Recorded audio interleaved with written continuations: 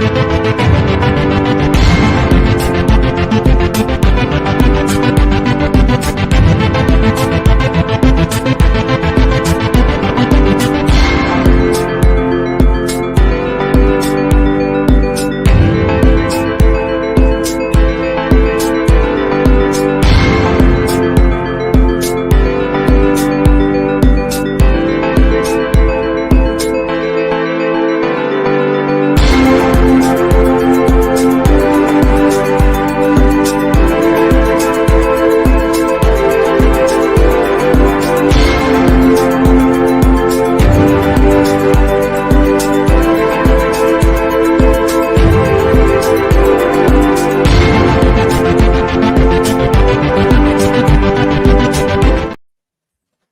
morning, Wiser Nation. How are we this morning? Good to see us all. Hi, Ogukudu. Is that your first name, Ogukudu? Vivian Chiere, good morning. Leslie, Amina, thank you. Good morning. Bidemi, welcome. Joshua, welcome. Angela Dekeye, good morning. Olutomi Shodipo, good morning. Hi, Bulebi, welcome. Angela Uche, glad to have you here today. Chinyere Stella, Erica, welcome. Nancy Oamen, good morning, my lovely mom. Good morning. Georgie Coley Spieth, good morning. Bonjour to you, Selassie. Ifeonora, welcome. Michael Okorie, Moradeo. Dennis, good morning. Emme, good morning. Chinenye, good morning. Eze Philip, Bright Hope. Nancy Dehe, good morning. MC Love Diamond, morning. Donna, Rosalyn Onoloja, good morning, ma'am. Delight to have you here. Augusta Nestor, Chinyere Biobasi, Hope eBay, Kayode Dosumu, good morning. I hope you all are getting some rest this period. So since the day, was it the day before Christmas or since Christmas Day? No green today, no, I'm wearing black. This was given to me as a gift a few weeks ago, and so I decided to wear it. I've tried to rest. Oh yes, I've tried to rest. After Wiser, put my phone down and rest. Christmas Day, I slept half the day. I slept till past 1. After Wiser, I went straight from here. Were we here? Christmas Day, no, George and I were at the table. We went straight from there back to bed and slept till afternoon before we joined a family event, because we need the rest. We need to put together our energies and strength for what is coming in 2024. 2024 will have hard work, but the beauty of it is it will be delightful work because we can see the end. We can see the reason. Now, some of us have worked so hard in the past without having some level of clarity as to what we were working toward. It was, well, let's just keep going. Let's just keep seeing how it turns out. If you know what I'm talking about, please say I know what you're talking about, or just say I know, put IK, right? But when you have a clearer idea what you're trying to get out of this hard work, this commitment, then you find that your work isn't so hard. The hardness would not destroy you. The hardness would even make you proud. You would be so proud of yourself that you're able to commit to these higher standards, higher levels. And so I'm very delighted about 2024 and the results that we would have in 2024. Not only the results, the process we would have, the process we would go through, the person we would become by the end of the year because of all we would go through in the course of the year. So yesterday I had 2 guests, MC Love Diamond and Mary Ntekim. Somehow, without planning, they both came over to the house at about the same time, 5 minutes apart. And we spent about 2-3 hours together. And they helped me. Moradeo, you are just IKWYS. I know what you're saying. They helped me clarify whether or not, first of all, they helped me clarify whether or not we should have our live event. The answer is yes, we will have the live event. What they didn't They probably know because I might have mentioned it, or if they didn't know it now. What you did with the kinds of questions you asked me was to show the kind of clarity some people need in terms of planning the year, in terms of putting the year together. And so it was very clear that we do need that physical meet in January, albeit 5-6 hour program. So we will hold it. Yes. It is not a profit making program for me. Please note this from the beginning. Where God has made for me to make money is not wiser. Look, no, look, not wiser. No. I make a lot of money and I will make so much more in 2023, 2024. But see, wiser is not a cash cow. Wiser is the ground for growing people. So that event will hold. And guess what? I'm going to decide the date right now. No, I can't decide the date right now. On the WhatsApp group, we'll put up 3 dates after today, after this morning's meeting. We'll put up 3 dates as a poll, and whichever one has the highest votes will take it. But it will be before or by latest the 14th of January. Would have that. Would have the virtual version that people from around the world can join in. It will be paid for. It will be 35,000 naira. You would have access to the entire day. You would have a wiser journal for the year, which is being created or has already been created by a Wiserian here who showed me what has been created. And I said, this is completely you. See, look, when you want to, when you're ready for something, God will show you how he has created the resources. So we will have absolutely nothing to do with the production or anything with that. Those who pay will get it. We will just pay for the number of copies people are paying for, and she will supply. You would get a I Am Wiser t-shirt in white or black or green. You will not be able to choose your color. You will only be able to choose your size. So we will all be looking the same way. I Am Wiser with whatever nice bottom you want to wear. Jeans, chinos, nice skirts. We'll all be looking the same way. If you're excited, please write in the chat. I'm excited. I'm excited. We would have a dream session. How to dream for your year. We'd have a dream session. And then we would have goal setting / planning for the year. But more importantly, we will talk about the philosophy for setting your year. It is the philosophies more than even the plans that would be my forte. We very likely will bring in a professional whose job it is at organizations to help them plan the year. We won't do it randomly. We're very likely going to bring a professional whose job, whose training, whose mastery is at planning your year and helping you see where your stakeholders are, how to plan for them. Give us a framework for planning the year, and it will be very likely better than I have ever experienced before, because the quality of thought that would go into it is different. So we'll talk about it some more. Nancy is hearing this for the first time. Love that. Everybody, even I'm hearing this for the first time because this decision was only made a few minutes before we went live. I was just reflecting on the things talked about yesterday. I was like, you know what? We're going to do this. Let's do this. Let's do this. I'm excited about it. I'm excited. I am excited. Some of the conversations that went on in here yesterday, I know the results those ladies are going to get. Let's spread it. So why is this showing this way right now? What's happening here?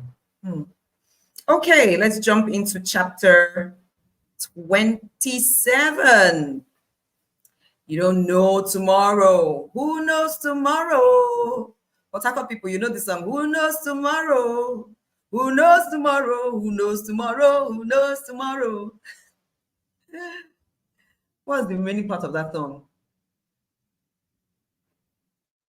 Something about do not pull the ladder, oh.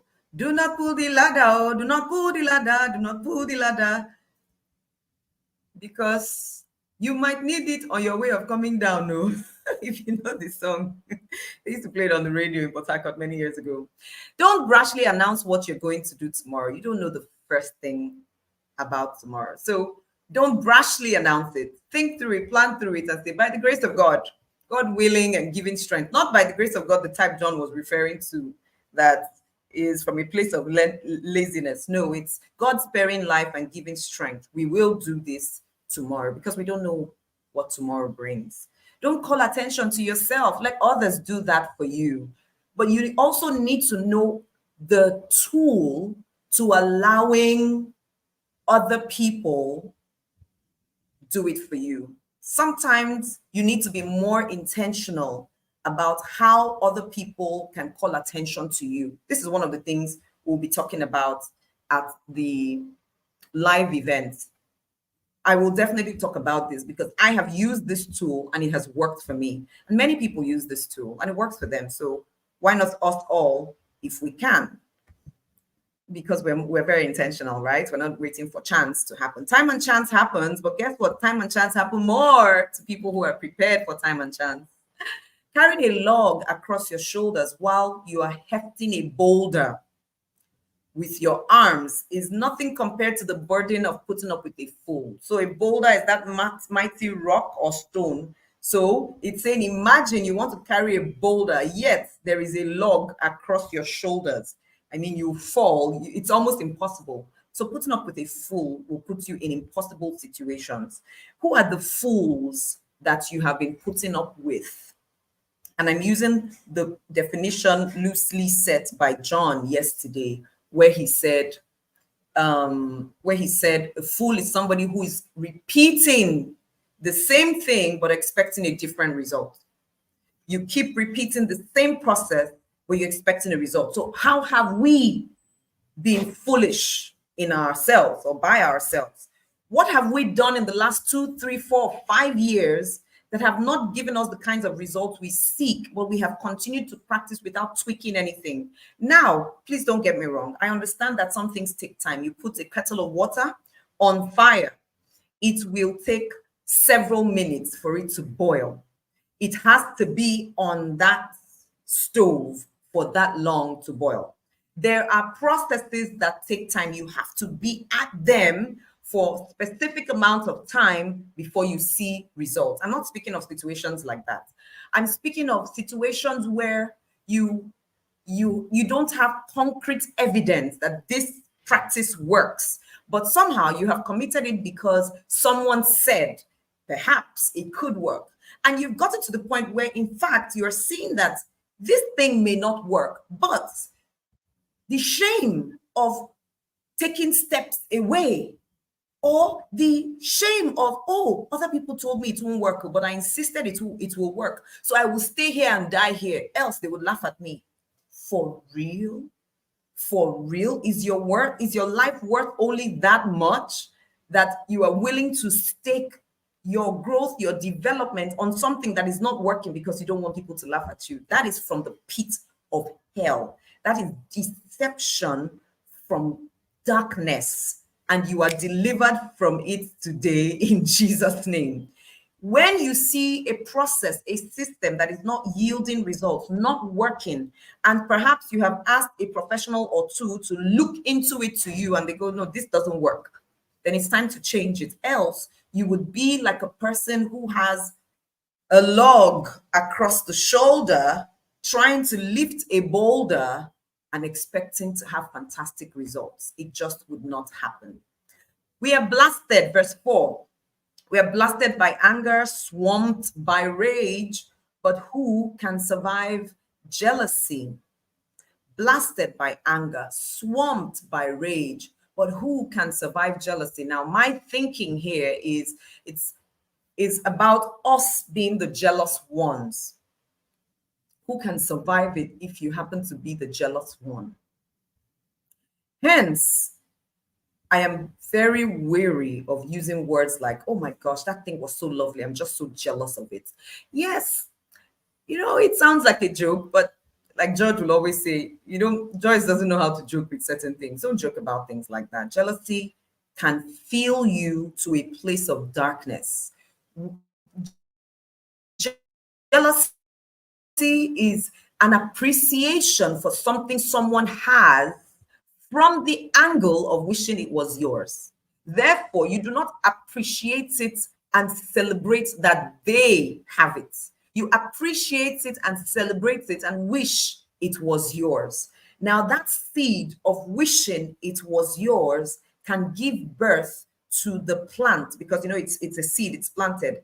It can give birth to the growing of envy. How is envy defined? Let me put that in right here and take the dictionary, or at least the Wiktionary. Bless me. Envy. Feeling of discontented or resentful longing aroused by someone else's possessions, qualities, or luck. A desire to have something that belongs to someone else. Discontentment. When we say godliness with contentment is great gain, it's difficult to have godliness with discontentment because discontentment or being discontented will lead to some level of resentment. And when we begin to resent, it means we might begin to act in ways that would not allow another person progress. So jealousy is that seed that can lead to destruction that we do not want. No, we do not want. So who can bear the weight of jealousy? Who can survive it?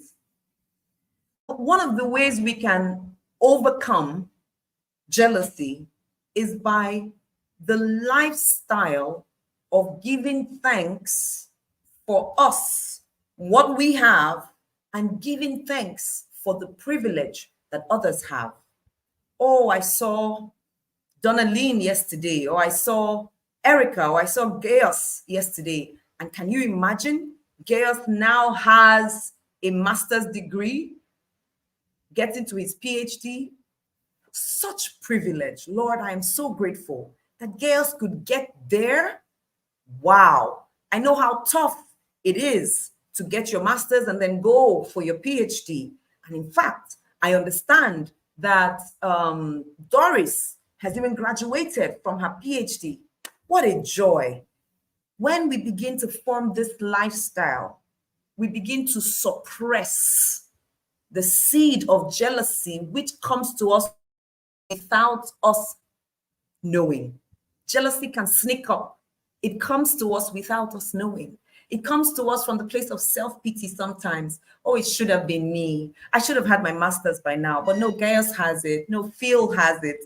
No, Chidima has it. No, Chinyere Obiobasti has it. Oh, well, poor me. It might be a generational thing. Nobody in my family has ever had a second degree. If only I had what Gaius had. If I had what Leslie has, see my life. But Leslie said, how did she even get it? How old is she said that she even has this? What was she even doing? Are you sure it's not this wuru wuru, all this buying of certificates? You see how I used to where it's oh my gosh. And before you know it, it's the downward spiral. Who can survive it? So it's not something we want to even play around. You don't see a lion and you say, let me just go play with it and see how it is. No, you avoid it, you run away from it. You don't see destruction and say, let me just go put my hand in the fire and see whether it will be hot or not. That happens to only children. It happens to very young children. And guess what? They learn fast. When a 2-3-year-old who is toddling gets to fire, put their hand in the candle or the fire and it hurts. Guess what? Nobody has to tell them not to go there anymore. They get there and then they take their hands away. Jealousy can fan to flames, a downward spiral. Who can survive it? We can't. So what do? We run away from it. A spoken reprimand is better than approval that is never expressed. Speak up. What you say, the one you say from your heart, is more valuable than the one that is in your heart and nobody ever knows about. So even if you have approval, appreciation for someone and you never say it, wisdom is saying that reprimanding verbally, saying it out, is actually better than that approval, that appreciation you had for the person that you never said. It's better out than in. Shrek says that, better out than in, I always say. Better out when there is something in your heart that would be for the benefit of someone else. Reprimanding me has the great potential to make me a better person. So send me the reprimand. Somebody wrote on the WhatsApp group the other day. I didn't have the number saved, so I don't know who it is. The person said, please try to stick to our 1 hour on Wiser. It's 1 hour, so please skip it 1 hour. That's a spoken reprimand that is great. Because that is insight to, this does matter. So let's, by all means, try to keep it to what we have said or created as the value proposition in the minds of people, that we're here together for 1 hour. And should we decide to go much longer than an hour, then we should give pre-notice that this coming meeting, we're going to be there for 1.5 hours or 2 hours. So let's know upfront. It makes things tidier than approval that is never expressed. You support me, but you've never said it. It's better you speak up. So how many of us are going to speak up this year? Speak up. At those people who we have approval for, please tell them today. There's some people you appreciate, you admire, and are inspired by, but you have never said it to them. Some of them are your co-workers. Some of them are family members. Some of them are people who you're just not sure, but you know that there is some level of appreciation you have for them. Send them a message today and say, I appreciate you. You inspire me. Speak up. This is something that helps you overcome jealousy and envy that is not difficult to spiral into when the appreciation is never expressed. You appreciate this person, you like them, but you're not able to say it, and you don't know when it happens. But after a while, that appreciation begins to turn into questions and question marks. Stop it today. Talk about that appreciation. Send that person a message, especially if you think that appreciating that person might breed what we call see finish. If I tell this one now that I appreciate him, won't he now put his shoulders up? Look, leave him to God. If I tell this one that I appreciate her, won't she start doing this? That's between her and God. Appreciate her. She does a great job. Tell her. Please appreciate them today. Thank you. Blessing Akiri. And thank you to all of you who are speaking up today. Yeah, we're making progress. Verse 6. The wounds from a lover are worth it. Kisses from an enemy destroy you. They do you in. But if a lover wounds you because the lover is trying to see you better, the lover reprimands you, the lover corrects you, the lover says, I'm not going to let you go for that program because I know what will happen there. When you get there, someone is very likely going to do this, that, or the other. You may not like it, but I wouldn't let you go. Daddy, but no, I want to go. No. We have heard stories of how these things get out of hand, and I will not have any child of mine go there. I love you too much to let you go there. I could maybe have permitted you if I was going along with you, but I don't want to embarrass you, so you will stay. Or you would go with your older sister. You would only go with your older sister. But Daddy, no, I'm not a child. I don't need anybody to take care of me. I can go by myself. That's the premise on which I would let you go. That's a wound from someone you love, a lover. My dad hurt me so much because he insists my older sister must go with me. Am I a child? Yes, You are his child. And that is so much better than the kiss of an enemy who says something like, well, you're a big girl. Which one did your father say you must go with somebody? I beg, I beg, I beg. Let's go, Joe. You're too much for that. Your father doesn't know who you are. That's a kiss from an enemy. Because the person is taking you out of the shield of protection. Sometimes the spouse says to the other, oh, I'm not going to let you do this or that because we need to protect you from this or do or that. And it's like, how dare you? Are you trying to say that I don't? Okay, let me be more practical. George, for example, is very quick to protect me, especially when we're taking our walks. Like this morning, afterwards, we're going to take a walk. We do our 10,000 steps. And sometimes I know it's reflex. Like it happened very recently. One of these last few days, we were walking and a car was coming. And the next thing he did was he put his hand by me. And, my very first instinct was like, hey, child, like, look. And there were times I told him, sometimes this you're taking care of me. It's like, I couldn't take care of myself. But then that day when he did it, as we continued walking, he was about to apologize. He was about to say, no, not, he was like, that was reflex. That was just me. And I said, George, I understand. It's your reflex to protect me. And if it wasn't me here, it could have been any of our boys. It could have been Ella. It could have been anybody else here. The truth is, yes, it's me, but that's who you are. You protect. And I would rather have that wound of you trying to protect me and me rolling my eyes like, am I a child, than a kiss from an enemy, because you are trying to protect me. I understand that now. So those early days when we would take walks together, I would be so upset when he would want to put me inside. He wants to walk by the road. I'd be like, don't do this to me. Don't do this to me. I've been taking walks for years by myself on the road. So why are you putting me in here? Don't do that. And there were times he would go, oh, baby girl, you don't understand where I'm coming from. I'm like, please stop that. And he would say, somebody cannot even play with you. And I'm like, please. Do you know how long I've been doing this fitness thing? Walking by myself. During COVID, I was walking 9 p.m., 10 kilometers, 10,000 steps by myself. Nobody was there to push me inside. Now you're putting me inside. What's all this putting me inside?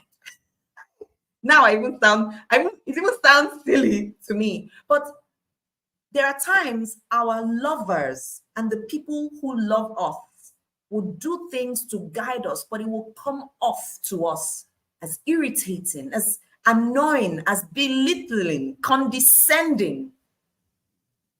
Take another look. Take another look. Take another look. And for those of us who are parents, siblings, friends, lovers, sometimes we want to take action that will protect the people we love, and they give us the attitude. I always say, no, they look face. When I want to put things in place that will protect the children and they frown, I do not look at their faces. I what? Do not. Then I will say to my siblings, when they'll be like, but see, the child was doing this. I say, why are they looking face? You go meet us for front. One day, that child will say, Mom, thank you for insisting. I am already in that future. I have received the thanks that they will tell me in 17 years. Because of that, I'm not going to look their face today. Because there were things our parents did and we didn't like, but now we look back and go, this thing helped, Shao. This thing helped. And they didn't look at our faces. They no look. Some of us are so bothered. Do you know my child didn't talk to me for 2 days because I did that? Make you no talk now. The worst way to happen, I say mouth will smell. You know who mouth talk. Mouth will smell. But you see that thing, you will thank me tomorrow. Especially if we've talked about it, I've looked through it, and I've seen this is the right thing, but the child does not agree. He consign you. You'll meet me in front. This is a marathon, baby. It's not a sprint. So no look face. Oh, sorry, let me see. Don't look at their faces. Sometimes just keep doing that thing that the lover does. Thank you, George. Thank you so much. Thank you, Mommy. Thank you, Daddy. I know you're watching. Thank you for all the times you didn't look at our faces and you insisted on doing what was right. Thank you. For every time We banged doors, for those of us who had the guts to bang doors, and we walked away. We were angry because you were putting up measures that was going to protect us. For every time we put up some level of rebellion because we didn't agree with the method, same method that has shaped us. Thank you. Thank you so much. Thank you. Verse 7. When you've stuffed yourself, you refuse dessert. When you are starved, you could eat a horse. So for some of us, we are stuffed with ideas, and so there is no room for more. We are stuffed with experiences that may or not give us the results we seek. So we need some level of cleansing. We need to starve. We need to get to the place where we're hungry enough for more. For some of us, we are ready to do so much more because we've been starved of the success that we seek, right? So there are times that I wonder why I'm not hungry for a certain thing, why a certain thing isn't enticing to me. And there are times I find that this thing is not enticing to me because I am replete with something else. Either I have the food or I'm already stuffed with the food, so I don't want the dessert, or I need to detox myself so I can take in more, take in this right knowledge that is good for me. So perhaps the prayer for 2024 is that some of us should be so hungry, we will be willing to do the work as it, albeit eat the horse. We should be so hungry for the next level. May you be filled with hunger, deep hunger for the next level, that you're willing to eat the horse. You're willing to pay the price. You're willing to work 1 or 2 hours extra. You're willing to wake up 1 or 2 hours earlier just because you are hungry for the next level. People who won't settle down, wandering hither and yon, are like restless birds flitting to and fro. We will settle. And when we say settle down, please, I'm not talking about marriage. And I still have never understood why we use this phrase, settling down for marriage. Why is marriage seen as settling down? I don't know. Maybe in a way I can see, but I just feel, well, that's me and some of my yapping. We don't want to be restless. We want to be decisive in the things, in the directions, in the decisions we're making. I always say decisions over reason. There's so many reasons to do a thing or not to do a thing, but the ability to make a decision and then follow that decision, it will bring the settling that we see, that we need. Okay, maybe that's why marriage is called settling down, because you have decided to stay with this person, so that's settling. Perhaps you should also settle down before you do decide to marry, so that you would be in a settled state. And it's not the marriage itself that will bring in the settling, it is the settling that will bring the good marriage. So George and I have agreed. One of the participants at Wiser, whom I love so much, I call her big sister to me. She sent me a voice note yesterday and she said, "No, Joyce, you guys have to have a special session for marriage and relationships, and it should be around this Wiser period. You cannot let it go beyond." So I just told George about it, and this morning we'll decide when we'll do it. If we're going to do it in an evening, on an evening, or which morning, or how we're going to do it, but we have to. And there will be some, besides telling our story, some very clear action points that would be helpful to people settling first before deciding who to grow with, who to move with, who to walk with. It will be about settling first. Settling first. Yes, we will. Verse 9, just as lotions and fragrance give sensual delight, a sweet friendship refreshes the soul. May we have good friendships in 2024, where we are great friends to people and people are great friends to us. That is our prayer for 2024 and beyond. Don't leave your friends or your parents' friends and run home to your family when things get rough. Better a nearby friend than a distant family. I mean, it's so clear. We know you have siblings back in the East, according to people. I always say, what is the East? When you're traveling in Nigeria, you say, well, I'm going to Lagos, I'm going to Ibadan. But when many people are going to Enugu or going to Abia, they say, we're going to the East. I say, in that East, where is the East you're going to? So you say, let me go home to the East and see my people. Let's go and settle. What about your neighbor here? How come this neighbor that is nearby hasn't become some solace? Wisdom is telling us to create family. John said yesterday, family is not only blood. Jesus said it. My brothers, my sisters, my mother are those who hear my word and do it. He was ministering at some point and they came and said, your mother and your siblings are here. And he said, who is my mother? Who are my siblings? They are the ones who are here listening to my word. Oh, wow. Jesus said it. Family is not only blood. Family is who you create family to be.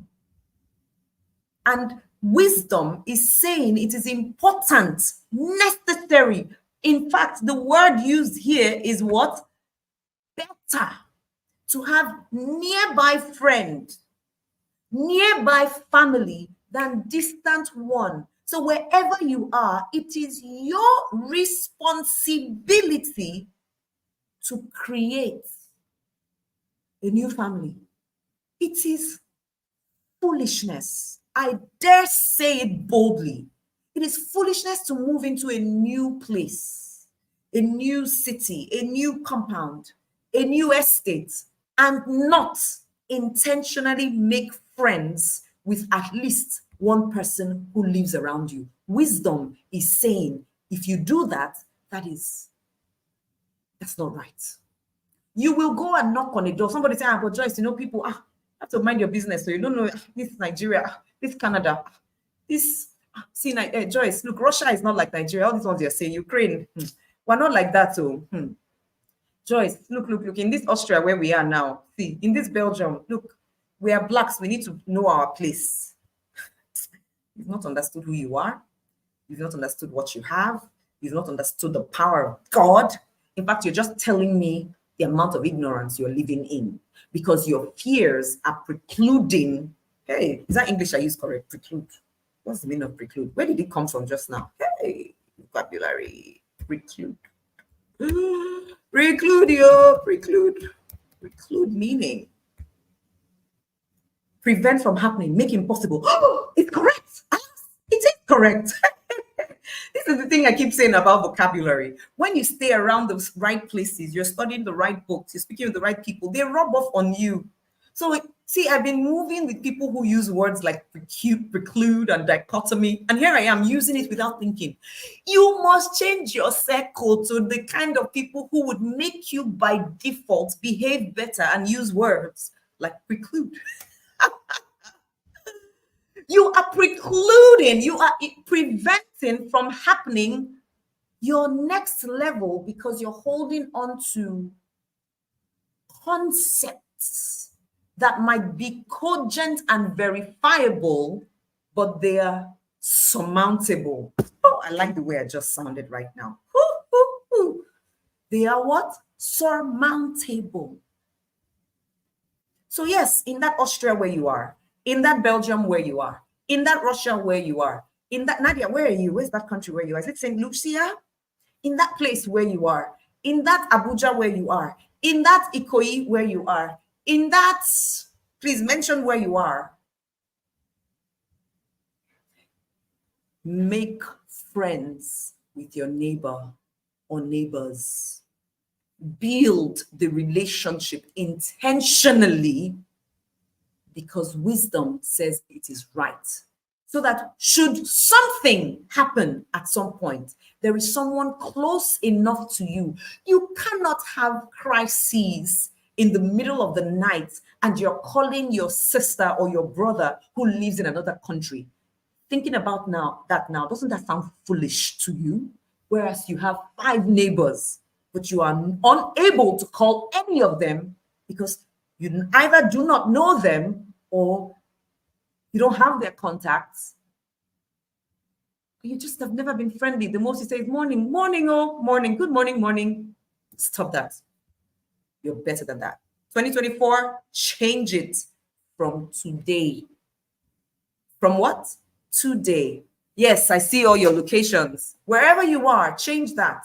Ensure that within the closest 100 meters, 500 meters, 1 kilometer, you have family. People you have made family. I have that. Oh, I have that. I have that. I do have that. And I always ensure that I do wherever I go because wisdom says to do so. Become wise, dear child, and make me happy. Then nothing the world throws my way will upset me. Imagine this is us talking to our children, our mentees. Their wisdom will bring joy to us. So yesterday I was speaking with Mary and Love Diamond, who sat here, and I was saying, don't for a moment, for a second, think that you are the only one benefiting from me at Wiser. Thank you, Nadia. Don't think, oh, JD takes so much time to share with us. This is something called enlightened self-interest, because your success is going to bring me peace. It's going to bring me joy. And one day it will open certain doors for me.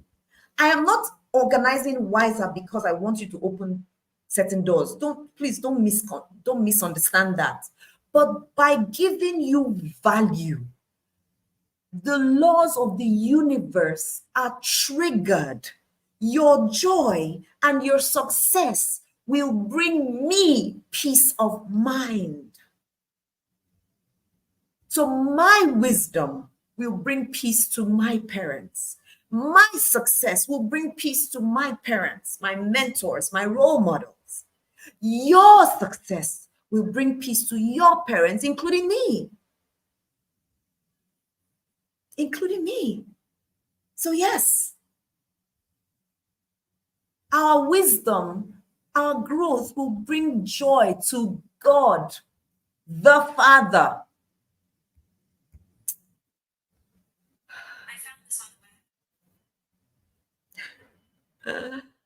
And nothing the world throws will upset the father when the child is wise, or the mother.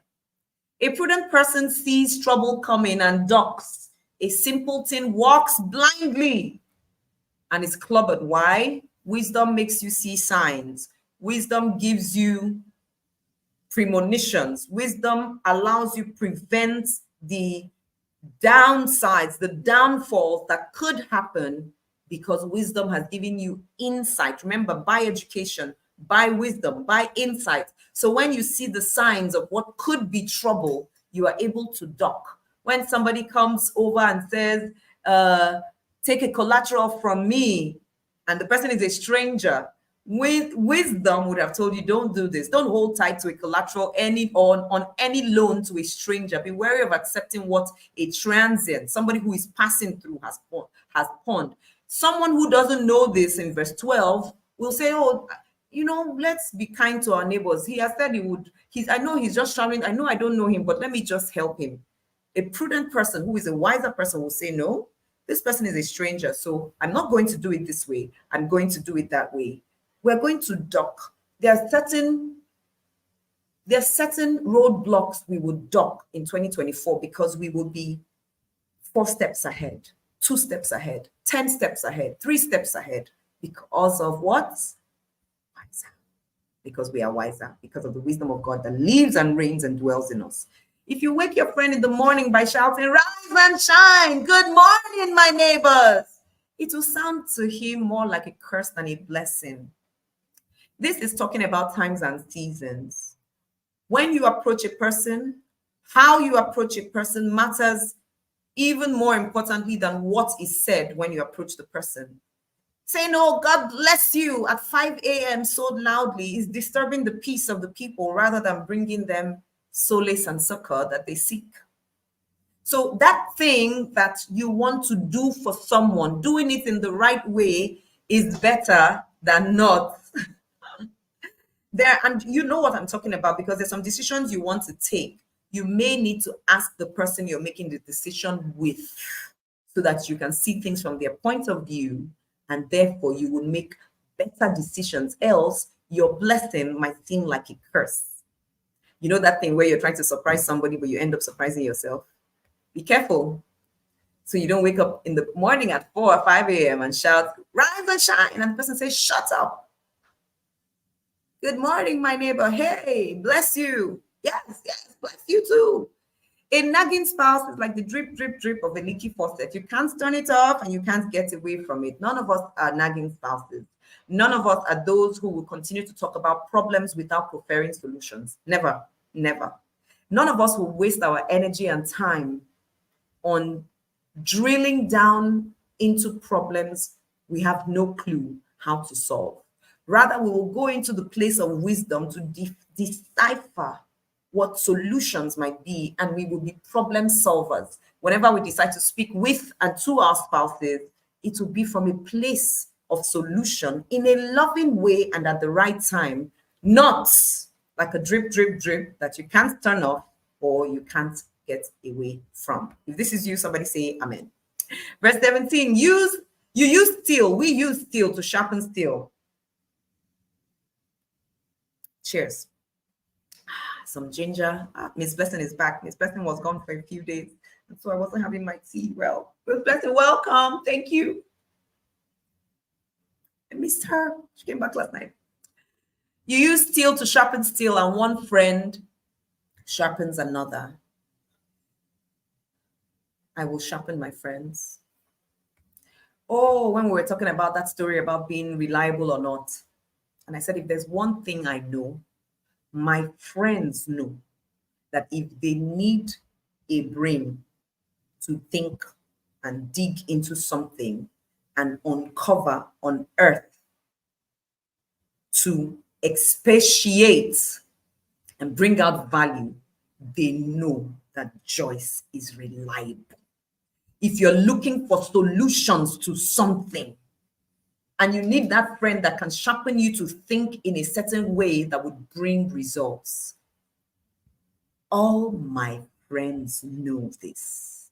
Joyce is reliable. They also know that you cannot rely on Joyce to attend your events, because that's the day Joyce might have events somewhere. So when sometimes they're planning, they will say, Joyce, I don't put your name because I know you may not show. They also know that Joyce is not reliable to wear ashwebi. If it's not green, I won't buy. I will wear what I will wear and show up. But they know that if it's a friend that can sharpen another friend, Joyce is your go-to. That's my promise. That's my brand. So what's yours? No friend. I forbid it. You can't be around me and I won't have value for you. It's my creed. Light illuminates. I am sunshine. I will get into a place and bring light. I'm salt. It has never been said, nor will it ever be said, that when Joyce came in here, the thing was somehow. Never. I know who I am. I bring light. You don't need someone to tell you when the sun is shining. Light permeates. So can we agree that you will not be the one who carries bad news to people every time? You're the one say, have you heard? You hear what we can do? You see what Obaseki do? Oh, did you see what Tinubu? Am I saying you shouldn't talk about news and current affairs? No, I'm saying you shouldn't be the one that is known to spread what is not adding value. You should be the one that the moment they hear you are coming is like, today we will hear one Rema. Or, oh, thank God she's here. I can ask her what she thinks about this because I know her insights. Come on. That's a good place to be. I am not saying that we would want to go and solve everybody's problems. We're going to be having that Messiah badge on us. No, I'm just saying that wherever you are per time, the universe will know that it can trust you as the one who will sharpen and make the place better, be fruitful and multiply. So God will always create opportunities for you to be in places where you will share value. And until value is given, value cannot be received. We can't overemphasize this. Until value is given, it cannot be received. We will be the ones to sharpen our friends because we are wiser. We will study, we will be. Verse 18, if you care for your orchard, you will enjoy its fruits. If you honor your boss, you will be honored. Care for your orchard. Care for the people who have been placed in your hands by God. Care for the people who live with you. Care for them. You may not be everything to everyone, but care. You will enjoy the fruits. This is not far from what I was saying to Mary and Love Diamond yesterday when they were about to leave. I said there were times when, because I'm a master of ceremonies, that's my profession, that's my primary profession. And then, of course, I'm a trainer. I don't even know which, they're both primary because, well, there were times when some MCs will reach me and say, Ma, please, I'm thinking of holding a class for MCs. I'm wondering what you're thinking. It's like I came to take permission from you. Like, is it okay? And I go, why are you asking that? I say, you train MCs, and I don't want it to be like you are, I'm trying to take your job. I'm like, wait, your what? We're trying to build an orchard here. We're trying to grow an orchard. An orchard is not growing by a tree. A tree bears fruit. Fruit drops to the floor, becomes seed, begins to sprout, becomes another tree. Fruit drops to the floor, becomes seed, sprouts, becomes another tree. Fruit drops to the floor, becomes seed, sprouts, becomes another tree, bears fruit. Fruit falls to the floor, becomes seed. That's how we multiply. That's how we care for the orchard. So if I don't care for you to the point where you can go train other people, then I'm not really multiplying and replenishing. So no, I am not angry, threatened. I am happy. Care for your orchard and you will enjoy the fruit. If you honor your boss, if you honor the people that have been placed above you, whether you like them or not, you will be honored. Honor is different from being a sycophant. Sycophancy, and yes, that's the correct pronunciation of that word. Sycophants, Sycophancy. Oh, sorry, SY. What am I saying? SYCU. Sycophant, a person who acts obsequiously toward another in order to gain advantage. Sycophants are self-seeking. Honor is not self-seeking. You are honoring your boss to make them better. You're honoring your boss to make them better, not for what you would get. You will be honored. Just as water mirrors your face, so your face mirrors your heart. It's tough not to have a tell on your face when something is in your heart. It will show if you are upset, you are happy, you're sad, you're tired, you're drained. Your face gives us signs, except of course you practice the act of poker facing. So if we're able to look at faces many times, we tell a thing or two. Hell has a voracious appetite and lust just never quits. So don't think because you had a win today, you will have a win forever. No. The lust you are able to overcome today will come tempting you again tomorrow. It will come. So let's not rest on our oars and think victory once is victory forever. Victory once is victory that needs to be repeated. The guard that you had in overcoming the lust of today, you will keep that guard for tomorrow. The purity of silver and gold is tested by putting them in fire. The purity of human heart is tested by giving them a little fame. So, welcome to your tests. Some of us will become more famous in 2024 by reason of things we will learn in branding, learning strategy, positioning. That will be a test of the purity of your heart. And the gold that is inside of you, the precious metal, the precious gift that is inside of you will be tested by fire. Life will test. A client yesterday, and I said one of my mantra is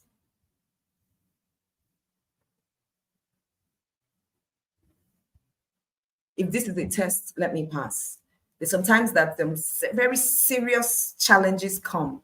And at that time, I'm tempted to, the temptation will come to be like, what is all this? But then I just remember, Joyce, this is a test. And just that philosophy, the awareness of that philosophy just changes my entire disposition. Joyce, this is a test. The universe is testing you to see if you can be trusted to go to the next level. So what do we do with tests? We study, and then we take the test. If this is a test, let me pass.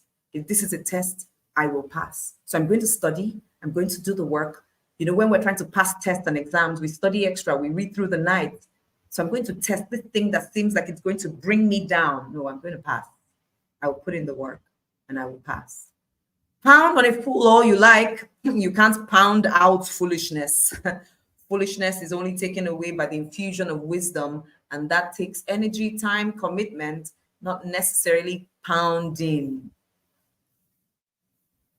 So this is guide for someone in the approach you will take to certain people who you cannot let go of, but you need to refine and get out of foolishness.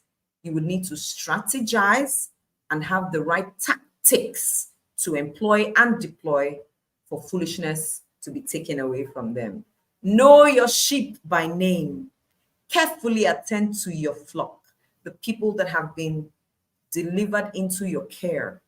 Carefully attend to them. Don't take them for granted. Possessions don't last forever, People do. People and their memories do. And then when the crops are in and the harvest is stored in barns, because you were able to take care of your flock, they would give you wool that you can use to knit sweaters and sell your goats for a profit. There will be plenty of milk and meat to last your family through the winter. Are your clients and your customers your flock? Are your family members your flock? Are your children your flock? Are your mentees your flock? Are your staff your flock? Care for them. Know them. Don't take them for granted. Attend to them and their needs, sometimes even beyond what is required on the job. That way, they would store up reserves and resources for you that will be profitable. There will be plenty of milk and meat to last your family through the winter. Oh no.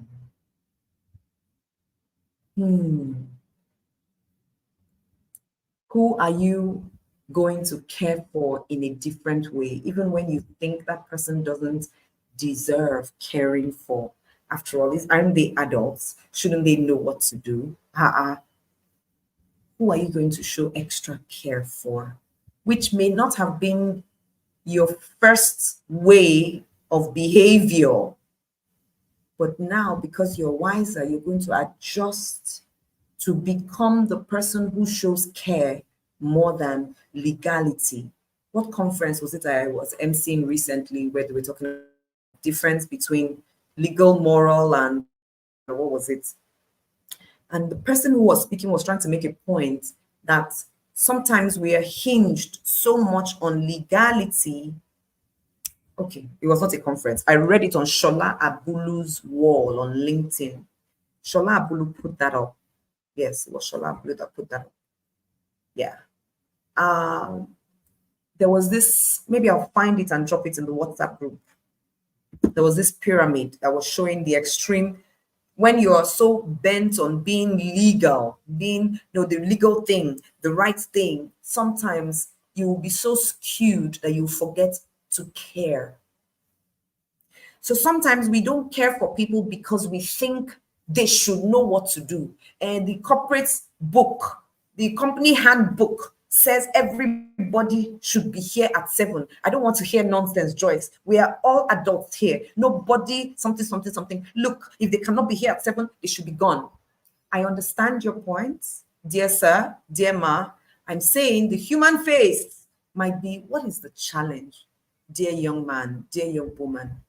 Why? Tell us what the issue is and how we may try to help you overcome this lateness. And the person says, oh, it is this particular thing. Okay, that's feedback.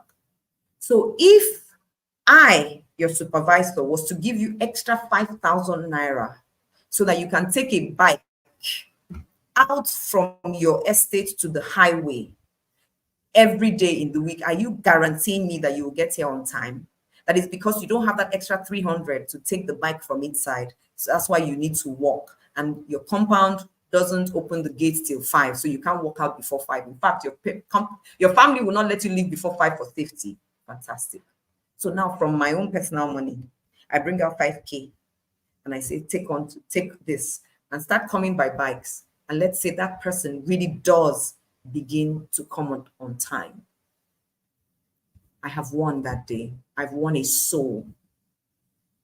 I've cared for someone beyond the legal that says if they are not here at 7, they should be fined. I have become God to them, the God that they can see. I have become fruitful to multiply and replenish. Legal will say this child, this boy, this girl, this young person should be punished for coming late. Wisdom is saying, care for your flock. That person who I give that extra money from my pocket and begins to come in on time, I've won his loyalty for life, very likely. I didn't do this because I'm trying to get their loyalty, but value gives returns to value. I am very likely won their loyalty.